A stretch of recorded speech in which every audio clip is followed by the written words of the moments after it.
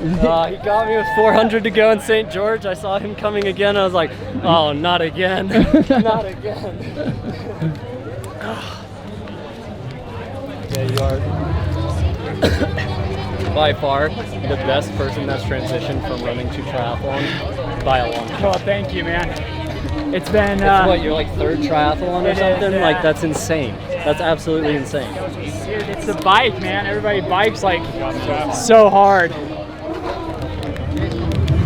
Dang, that didn't go as I had hoped, is what immediately crossed my mind as I finished. Here we are in Boulder, the mecca of triathlon. I think Connor now wants to come out and show that he could get the fastest run again. I would say his expectation is to be better than 15th and with the top run. I'm excited to compete against pros that are expected to win, like Trevor Foley, Matt Hansen. I've raced Matt Hansen earlier in the year. He has no idea even who I am. He claims that he's like the fastest runner in Ironman racing. The races for me are pretty low stress just because I know that he's put in the work necessary. I think the only things that stress me out are things outside of his control. Really, like his bike malfunctioning or somebody else's bike malfunctioning, but it doesn't do much to dwell on those concerns. I grew up in Colorado and went to school at BYU, so I've always trained at altitude, but now training at sea level. You get to deal with a whole different beast. I think in this field, he might be better than top 15 today. When I don't have the fastest run, I'm like, oh, is my run slipping? But in my head, I'm like, I don't think my run is slipping. I just think I was exhausted.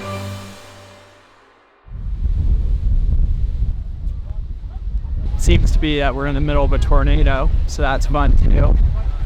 Yeah, I just get my stuff, and then I'm gonna swim, bike, and run, super short.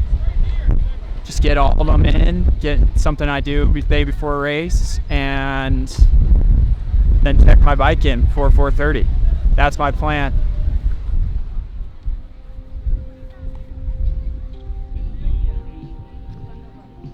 Training has been going as well as it can go right now when you're working a full-time job and a wife and kid at home, and just trying to manage all of that still and train at the highest level I can.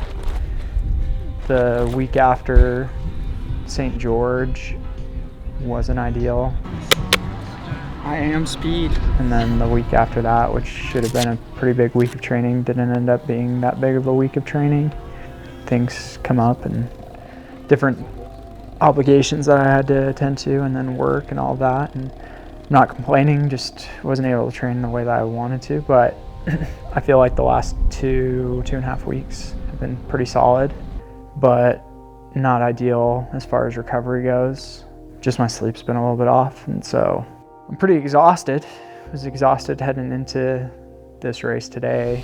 Just mostly unpacking, making sure all my stuff's accounted for, getting my compression boots ready to roll so that after I can start chilling out, maxing out, relaxing. Everybody complains about altitude. Now that I'm living at sea level, I'll complain about it too. Hard to breathe up here.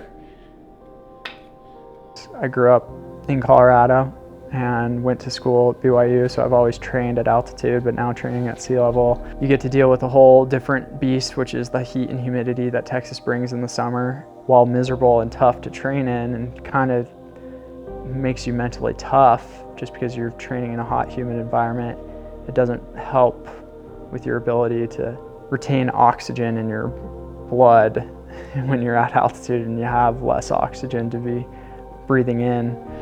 I'm in my Normatec boots recovering while simultaneously putting my tri-laces on these other race shoes because the majority of the run course is on dirt roads, and these ones have that hole right there, and I don't want rocks getting stuck in there. And so this has no hole. I'd rather have that. but I've got to switch out the laces. I ran the Boston Marathon in these. It was the 11th American that day. And ran in crappy conditions, but still ran 2:16:30, so it's at 2:16:28. Which none of these guys in the field have ever run a marathon that fast.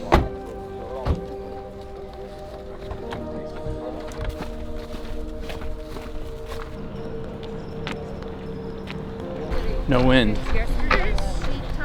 That's good. That is good. Wouldn't want it to be a harder bike on me than it needs to be, you know? There wasn't as much of an anxiousness in the air because there wasn't music blaring in transition. There wasn't really an announcer there screaming out things that were going on.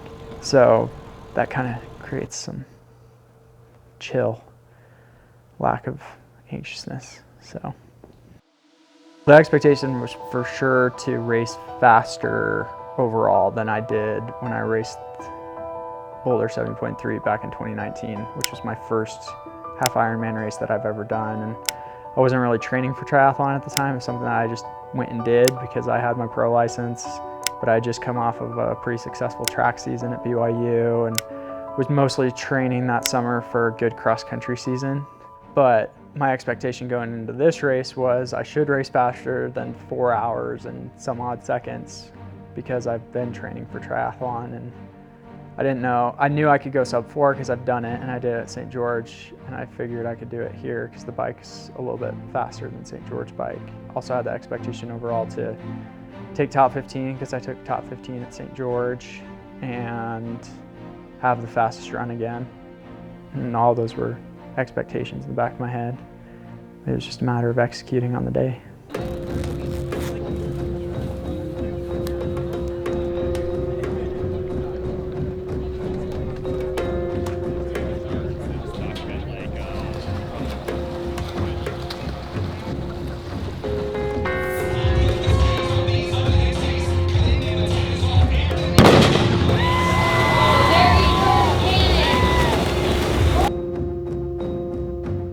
Connor's mentality has shifted a little bit since his first race in Oceanside. I think he's gotten more confident and he's definitely become more hopeful and seeing that he is capable of doing well in this sport long term.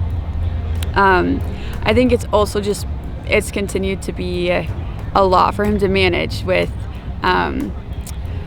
working full-time and trying to train to the best of his abilities and be as present as he can as a husband and as a father. And that definitely takes a toll on him, but I think he's doing remarkably well at balancing it all.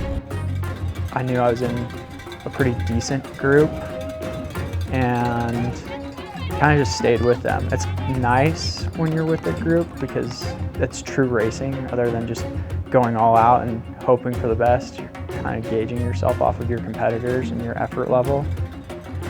So I felt like I got into a smooth rhythm and stayed with that pack, and then came out of the swim in 20th, I believe, which is the highest that I've placed coming out of the water. So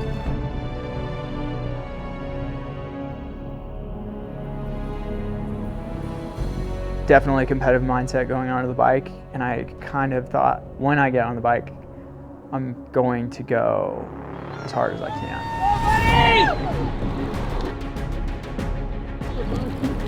Right now he's 29th at the last checkpoint. So we're just sitting around right now waiting because Connor's on the bike and there's really no places where you can get access to viewing him on the bike, and so we basically just have to sit around here and wait. So just waiting for him to finish the bike. He's smiling for the camera.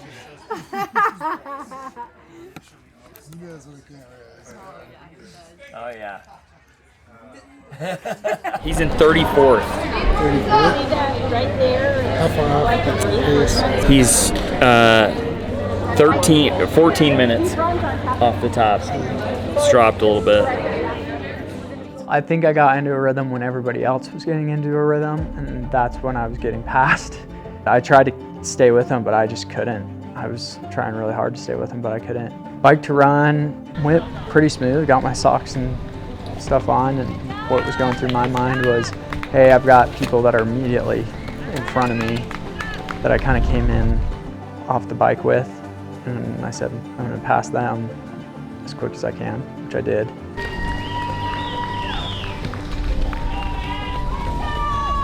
I passed a ton of people within the first 5 miles. But that second loop of the run was brutal and my body was breaking down, and a lot of that has to do with the fact that on the bike I lost my electrolyte caffeine drink like almost immediately. I must have lost it on a speed bump or something, but it came off my rear. I think I paid the price on the second half of that run for not having enough in me, and my body was breaking down, and it was breaking down hard, and it was breaking down fast.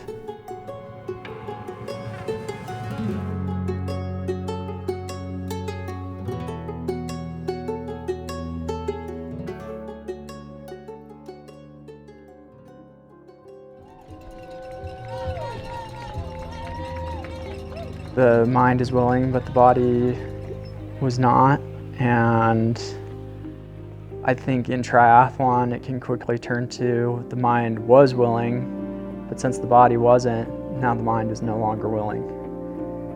And the mind was still, I'd say I managed that pretty well towards the end as things weren't going my way, just to finish as strong as I could. I think a lot of people can probably lose focus or lose the desire once they know, hey, no matter how bad I want it right now, my body's just not gonna go as fast as I want it to. But I just said, no, I don't care, body, that you're tired and exhausted. You're gonna keep going.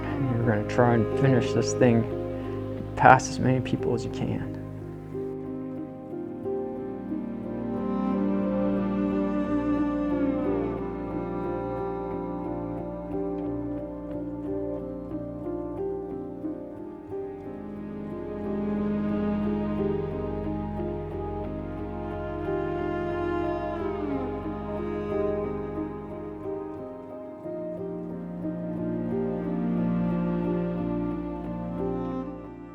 Just because it doesn't go as you hope, I think the real sign of character in any athlete, and especially in triathlon, is how do you treat others and how are you when things don't go your way? And can you still put a smile on your face and congratulate your competitors even though you know it didn't go as planned? Sorry for warning Ben on you. Yeah, man. You would not have known. He was like, whoever warned me, you need to go kick it or like go punch him in the face. And I was like, yeah, man, if you wouldn't have heard me coming, I may have passed you, but That last like couple miles, just like everyone was like right there. yep. It was a battle that last. I was dying. Woo. Good race though, man. Ultimately, I'm here because I enjoy the sport, and I'm doing this because I enjoy it. So might as well enjoy the fact that it's over and I get that, rush of dopamine for finishing something that's most people don't do in their lives, and finishing in a good time, in my fastest time. And that's something I was happy with too. Like, this is my fastest half Ironman effort ever, running 350.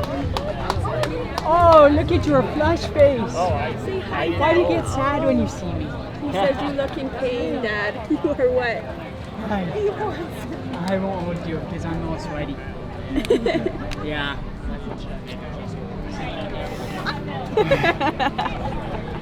What's up, Trav? Thanks for coming out. Duh. Dude, what'd you think of that course? Dude, the altitude. I was like, could not breathe. I did not have the fastest run this time because 2 other guys had faster legs in them for the run and just outdid me today. At the end of the day, I have to be happy with that. Statistically speaking, where I view myself as a top 50 Ironman athlete for sure. I just need to do well at Lake Placid and prove that still throughout the rest of the season. And I think I'm one of the best long distance or mid distance triathletes in the US, or at least I'm capable of being one of the best. The only thing I'm thinking of now is, man, I sure hope I can handle a full Ironman distance in Lake Placid. See how that goes. I think the goal now is race well at Lake Placid, but everybody's kind of chirping and talking about the coveted 2-hour and 30-minute marathon barrier that's never been broken in an Ironman distance. And there's some people that think they can do it, and I think they can probably do it too, but I'd like to be the first to do it. And Lake Placid is not known as a fast run course, but if I can do it there, I think that will make a huge name for myself.